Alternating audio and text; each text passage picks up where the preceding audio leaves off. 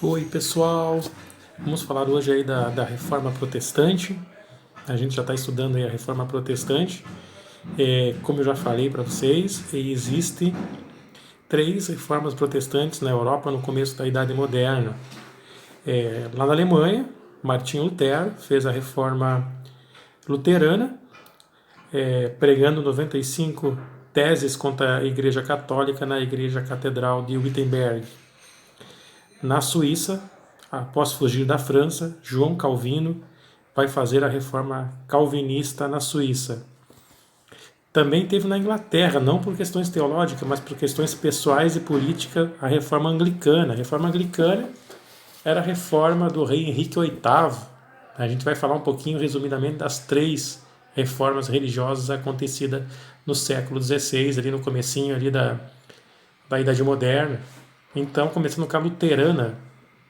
Então, naquela época, a Igreja Católica tinha uma prática que era muito condenada por Lutero, por muitos críticos da Igreja Católica, chamada indulgências.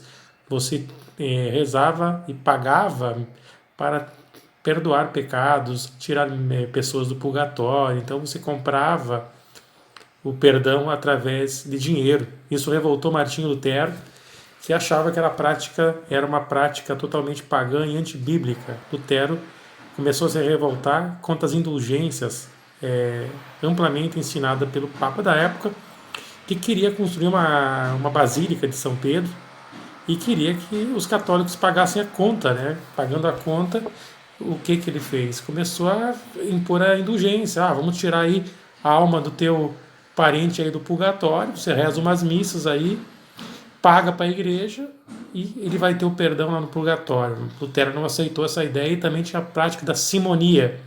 Simonia era vender objetos sagrados. Na época chegava um absurdo em vender a madeira da cruz de Cristo, o suor de Cristo, sangue de Cristo, leite materno de Maria. Então essas práticas aí bizarras, né, eram condenadas por Lutero, além de outras tantas práticas que a Igreja Católica estava pregando ali no começo da Idade Moderna, que fez Martinho Lutero pregar 95 teses contra a Igreja Católica. Os luteranos, né, eles tinham alguns pilares, né? Lutero deixou esses pilares aí: a salvação somente em Jesus Cristo, a confissão do nome de Jesus Cristo, a Bíblia como a única fonte de fé, a salvação é pela fé e não pelas obras. Esses são os principais pontos, né, ensinados por Lutero, no caso, em contrapartida da salvação pelas obras pregada pela Igreja Católica na época. Então, diferente dos católicos, luteranos, através de Lutero, eles queriam a salvação apenas pela fé em Jesus Cristo. Os luteranos tinham apenas a Bíblia como fonte e não livros apócrifos. Lutero tirou alguns livros da Bíblia Católica. Então a Bíblia Protestante até hoje ela tem menos livros do que a Bíblia Católica. E Lutero também tinha muitas outras críticas, né, nessas 95 teses ali, que revoltou o Papa da época, os sacerdotes católicos de Roma daquela época. E Lutero, contra todo mundo naquela época, acabou pregando essas 95 teses ali, acabou recebendo uma proteção do príncipe da época da Bavária, atual Alemanha, porque os alemães daquela época não aguentavam mais pagar imposto para Roma. E caiu muito bem aos ouvidos do príncipe da época ter Lutero pregando teologicamente os erros da Igreja Católica. Isso ajudou, inclusive, aquela região no futuro até ter uma independência em relação a Roma, ao Império Sacro Germânico Romano, porque era tudo que eles queriam ver, uma base teológica para contrapor Roma. Roma que era severa, a Igreja Católica Romana que era severa na cobrança de impostos. Agora o príncipe alemão que escondeu Lutero, protegeu Lutero, ele tinha uma base teológica agora para tentar argumentar contra os católicos, contra Roma, contra a Igreja Católica Romana, contra o Papa, né? Lutero também queria traduzir a Bíblia para a língua local, no caso o alemão. Antes, né, lá na Inglaterra, John Rose, Wycliffe já tentaram traduzir a Bíblia para o inglês. Naquela época a Bíblia só podia ser lida, né, na língua dos romanos, que era o latim. E Lutero achava que a Bíblia teria que ser lida por todos, na língua local. Então, isso são uns pontos que levaram Lutero, mas é bom ressaltar que Lutero nunca quis formar uma outra igreja, nunca quis formar uma igreja luterana, foram seus seguidores que formaram a igreja luterana. Ele apenas queria reformar a igreja católica, por isso que chama-se reforma. Mas, após a sua morte, seus discípulos, seus seguidores acabaram criando a igreja luterana. Essa é a reforma luterana. E na França tinha um homem chamado João Calvino, né, que começou a aceitar muito das ideias de Lutero, acaba fugindo da França, indo para a Suíça. A Suíça tinha lá um decreto de paz religiosa, ele conseguiu pregar a sua doutrina, que era um pouco diferente da doutrina luterana, igual no sentido de não ter imagens, igual no sentido de ser liberta de Roma, igual no sentido de pregar a salvação pela fé, mas João Calvino também trouxe algumas particularidades na sua doutrina calvinista, né? Então, alguns pilares da doutrina calvinista eram que a prosperidade como sinal de salvação. Para Calvino, a pessoa que está em Cristo, está tendo prosperidade financeira, ela acaba sendo um sinal que ela está sendo salva, né?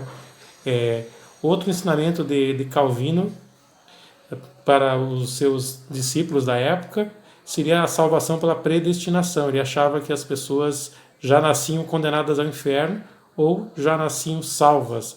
E a riqueza material era o sinal que ela era uma predestinada para a salvação eterna. Então, esse era o ensinamento calvinista. Os calvinistas que na Escócia foram chamados de presbiterianos, na Inglaterra foram chamados de puritanos e na França foram chamados de huguenotes. Essa doutrina calvinista influencia as igrejas evangélicas até os dias de hoje. Principalmente a gente vê muito nas igrejas hoje evangélicas a teologia da prosperidade. Ela tem uma raiz lá no calvinista, né? No calvinismo antigo, né? A prosperidade, tu está prosperando, é sinal que Deus está te abençoando. E é um sinal de salvação, é um sinal de prosperidade, que Deus lá de cima está tá ajudando, e é um sinal a prosperidade financeira. É uma coisa que vem lá do calvinismo muito antigo. O calvinismo também, como citou Max Weber, né, um filósofo, o calvinismo é o pai teológico do capitalismo. E esse discurso caiu muito bem para os burgueses da época, né, porque a Igreja Católica era contra o lucro, né, chamava isso de usura. E os protestantes calvinistas achavam que não era errado ter lucro, desde que fosse feito de uma maneira com disciplina, uma maneira honesta, e poderia lucrar, poderia ganhar seu dinheiro. E os burgueses acabaram, em alguns países, se convertendo em massa ao calvinismo.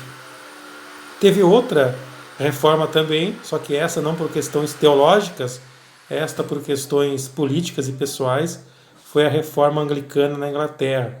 O rei Henrique VIII, aquele cara lá que casou com 6 mulheres diferentes, ele era casado com a rainha de Castela de Aragão, filha da rainha Isabel, do rei Fernando.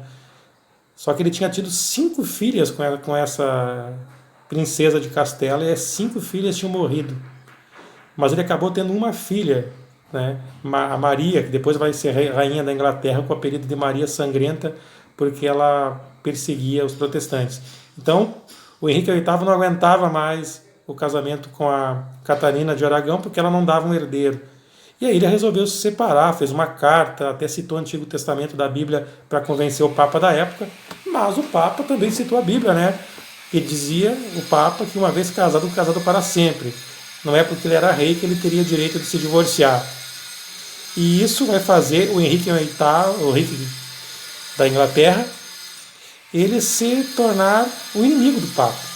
Ele disse para o Papa que formaria uma nova igreja e criou a igreja anglicana, né, onde ele seria o chefe da igreja, além de rei da Inglaterra. E aí o Henrique VIII, ele vai se tornar um homem polêmico, porque ele vai ter vários casamentos, né? Ele não vai romper com a igreja católica na questão teológica, apenas vai mudar o nome da igreja para a igreja anglicana, ele vai manter os ensinamentos católicos praticamente todos, e não vai ter mais o Papa, ele será o Papa da igreja anglicana, além de rei da Inglaterra. E essas 3 formas de reformas religiosas são as reformas que vão dar origem a todas as igrejas evangélicas que existem nos dias de hoje, né? Então a primeira é a de Lutero, né, na reforma luterana. Depois João Calvino, vai vir a igreja presbiteriana lá na Escócia, e a igreja anglicana lá na Inglaterra, lá com Henrique VIII. Depois vão vir todas as outras igrejas com o passar de vários anos. Então essas três reformas religiosas são dos marcos do início da Idade Moderna, que vai ter outro grande marco também, as grandes navegações portuguesas e espanholas. Então a Idade Moderna começa com a reforma religiosa de Lutero, Calvino e Henrique VIII, e também com as navegações dos portugueses e dos espanhóis conquistando o Novo Mundo. Inclusive, os calvinistas fugiram para os Estados Unidos da América, né, e vão fundar 13 colônias lá nos Estados Unidos da América. Por isso que os Estados Unidos é fundado por protestantes, né, porque lá na Europa anglicana, os calvinistas, que não eram anglicanos, é bom dizer, eles eram perseguidos pelos anglicanos. Como eu falei para vocês, a teologia anglicana ela era igual à católica, ela só mudou o nome da igreja por questões pessoais e políticas, mas elas perseguiam os calvinistas. E esses calvinistas vão fugir para os Estados Unidos ali e vão formar as 13 colônias. Por isso os Estados Unidos é um país até hoje de maioria protestante, foi fundado por protestantes calvinistas ali. Então, lembrando, 3 reformas religiosas: luterana, calvinista e anglicana. Um abraço a todos.